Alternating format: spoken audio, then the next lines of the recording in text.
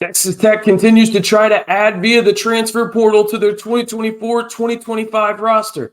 Could there be a potential recruit that follows Jeff Linder from Wyoming? We'll discuss him and the latest portal news for your Red Raiders in today's video. Hey, how's it going, everybody? It's RC Maxfield here for the Back to 12 podcast. If you haven't already, like the video, hit that subscribe button, and turn on that notification bell to join over 10,000 strong. Yeah, you heard that right. Over 10,000 Red Raiders strong right here on the largest group of Texas Tech fans on YouTube in the Back to 12 podcast channel, where we're giving you daily updates, whether that's on football. We'll have some football videos coming out here pretty soon on the channel, people. I can promise you that. Lyle's not too in the distant future, okay? I promise. But got to focus on the portal now, and that's exactly what we're going to do in today's video. So if you want to join the most interactive group of Texas Tech fans on the internet today and, well, on YouTube as well, be sure to like the video, hit that subscribe button, and turn on that notification bell.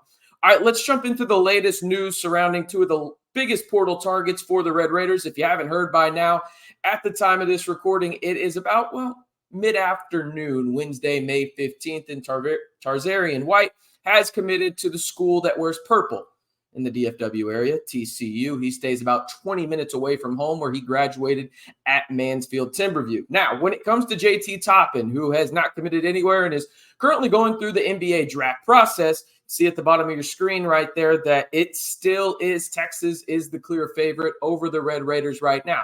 Now, when it comes to Toppin, it sounds like the rumored number is plus 800,000 with some other stuff. And we reported that on a video, well, a couple days ago here on the channel and yesterday's live. If you haven't gone and listened to that, be sure to do so. You can do so over on the channel on the live tab. But I've also heard some rumblings on Wednesday that made me think that I don't know if it's the most likely outcome, but I think it's probably a lot higher of an outcome that I'm giving it credit for, and maybe others are too, that JT Toppin could stay in the NBA draft. And what I was told was if he gets a promise from an NBA team, he's likely to stay in. Now, does that promise come to fruition? Hell if I know.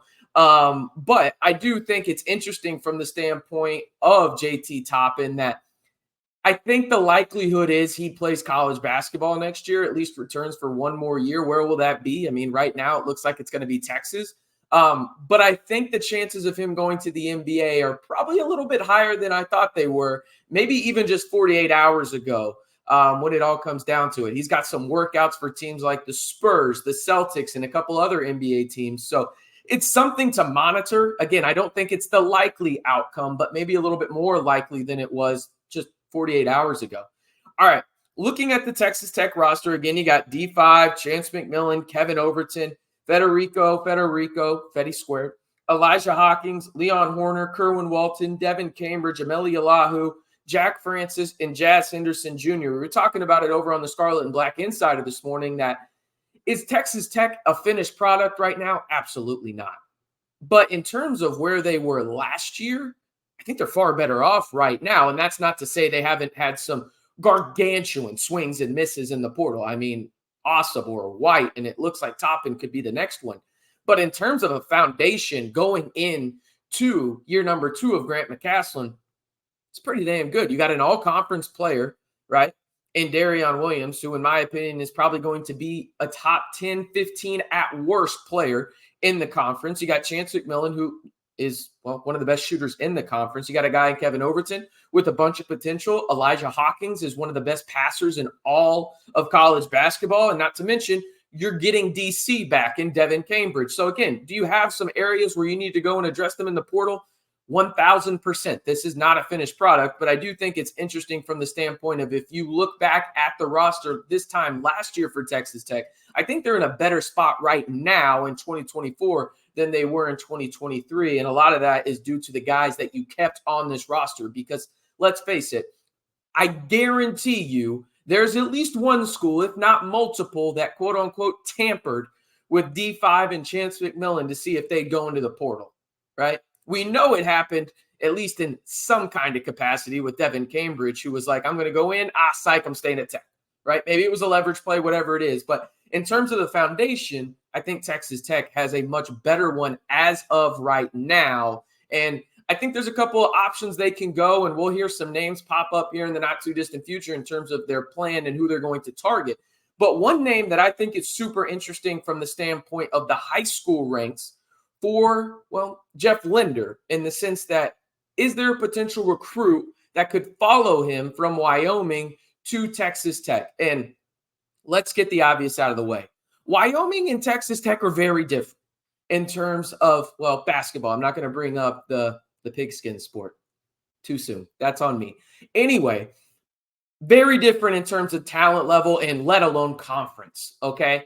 But there is one guy that's coming in as a true freshman, well, at least was going to go to Laramie. Now he tried to get out of his national letter of intent. It looks like Wyoming's going to let him out of that. He's a really good player, and his name is Oliver Faubert, Canadian, French name. 6'9", 205, committed to Linder at Wyoming. As I mentioned, Faubert is a native of Canada and actually ranked as a top 150 player in the class of 2024. Faubert is a guy that is long, athletic, and plays kind of that European wing style. Again, he's 6'9", 205. He's not afraid to go down into the painted area, but he's much more of a perimeter guy that can beat you off the bounce and play that European style, big style of basketball. And I think the easiest way to think about this is probably think a traditional stretch four in the modern NBA, okay? Not the Dirk Nowitzki when he was older, but maybe Dirk Nowitzki in the sense of him off the dribble when he was younger. And by no means am I saying that Oliver Faubert is that kind of talent. Please do not hear what I'm saying, but that's the kind of game that he's going to try to have in that capacity. Again, 6'9", 205, uber athletic for his size, has some really good skills in terms of off the bounce, a good shooter as well. And he's lengthy enough where he can guard 1 through 5 and understand the angles that he needs to take with his footwork at a very young age. Now, again, not a finished product whatsoever is Oliver Faubert, and you can see his attributes down there at the bottom of the screen. But again, he's ranked as a top 150 player according to 24/7. Is he going to follow Linder to Texas Tech? I don't know, but I do think you're going to see Texas Tech kind of gravitate towards that European style offense a little bit more with Linder on board, because you think about Dave Smart and some of the principles he had last year. It's going to be a little bit similar, but Linder is really going to go in to that European style. And Faubert is a guy that I really like from the limited tape that I've seen in terms of, is he going to be an instant impact guy this year? If he were to come to Texas Tech, I don't think so. But from the standpoint of being interesting and having potential and seeing the traits, Faubert's got some, okay? And I really like the possibility of him coming in, getting his body right, maybe getting closer to 220 in that range in terms of weight, and then elevating his game and maybe being a guy that could give Texas Tech some valuable minutes as a sophomore, and maybe even come in as a true freshman and give you 5-10 minutes a game as a guy that can go stand in the corner, provide length, and just shoot the absolute lights out, right? But again, this is me speculating. I want to put that out there, but it would make a ton of sense for Texas Tech to go after a guy like this, specifically because of the style of offense that Linder likes to run. And you would think Texas Tech would probably have some of those base principles now with him being the lead assistant for Grant McCaslin in year number 2. All right, I'm RC Maxfield reminding you, well, if you haven't already, like the video, hit that subscribe button, and turn on that notification bell to join the largest group of Texas Tech fans here on YouTube. Oh, well, not even almost 10,000, over 10,000 strong right here, where you can get daily videos on Texas Tech football and men's basketball all year long, completely free, right here on YouTube on the Back to 12 podcast channel.